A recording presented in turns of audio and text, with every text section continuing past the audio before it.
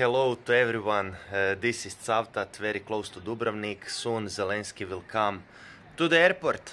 And the question I want to raise up is whether Zelensky is welcome in Dubrovnik or not.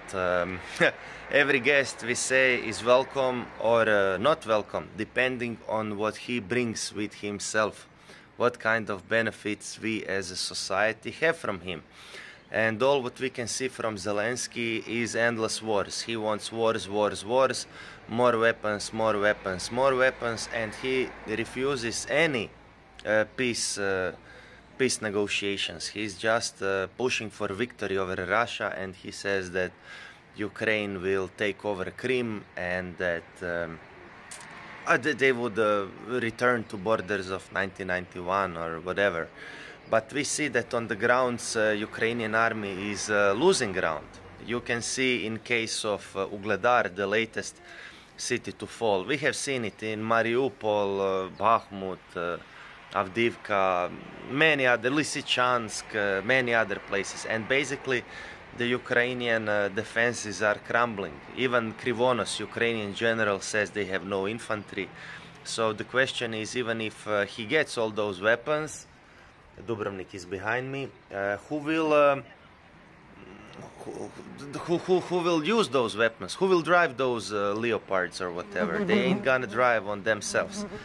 And we can see in Ukraine there is forced mobilization. In how to say, democratic society, people join the military on the basis of free will. There is no force to force somebody to be in the army. Also, the borders, you can enter or exit the country based on your will. That's called freedom of movement. So Zelensky suspended freedom of movement. He suspended free choice for military. He's forcing mobilization. And the whole country is crumbling and collapsing. And he refuses to give elections. What mandate he has? His term has expired. There are no elections in Ukraine. And I would also like to mention that he speaks about human rights, whatever, but we see that he suspended all opposition political parties that he didn't like. He suspended all the opposition media he didn't like. He suspended he banned the church, which he doesn't like as well. So basically, his regime is, what are they doing? What are they doing? Every Ukrainian should ask themselves if Zelensky has a victory on sight, why is he reinforcing border with Hungary and Romania? Why, and with Moldova? Why is he building a fence there? Why he doesn't build some defensive protective structures on the east? The reinforced border should be put on the east to stop the Russians, not on the west to stop Ukrainians from fleeing his regime. And this absurdity that Ukrainians are fleeing from his regime speaks everything about so-called democratic nature of it. I think he's fooling the West. He's saying to the West, I'm your man, like I believe in democracy, all these values, you know. But we don't see that. We don't see that. In democracy, people have choice. In democracy, people can choose if they want to leave country or stay in it. Democracy is not equal to Gulag. Arestovich, his ex-advisor, he said publicly that there is more freedom now in Russia than in Ukraine. It's a sad conclusion, and I'm asking publicly, what is Zelensky bringing now to Croatia? What do we have from this man?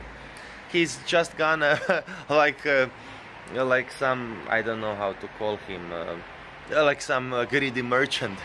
He's gonna say, hey, give me money, give me this, give me that. It's never enough weapons, it's never enough money. No matter how many billions they give him, he is like a tradesman. That's what Donald Trump said. He's the best seller. Like he just wants to take more and more, more and more, more and more. And okay, I understand him. Like it's obviously that people around him and his regime are enriching, but What do ordinary Ukrainians have? What we in Dubrovnik have? We don't want war. He wants to pull the whole Europe into war. He wants others to fight for his war. That is what he wants. But we don't want that. I don't want to fight against Russians in Donetsk, in Donbass, whatever. Even Ukrainians who escaped his regime, they tried to form a Polish legion, in Ukrainian legion in Poland. There were no volunteers, so even Ukrainians don't want to fight for this. Like, why would we want to fight? Why does Zelensky think that others are just waiting to join this war against Russia? We don't. We don't want war. Europe does not want war. Europe is tired of wars. What Zelensky is doing, he wants to drag the whole Europe to war. We don't want that. Mr. Zelensky, please, if you want to steal some money for yourself, do it. Take all money you want and just get lost. Don't torture us anymore. Like, how much money is enough for you? I hope that wisdom will prevail. God's blessing to everyone. Bye.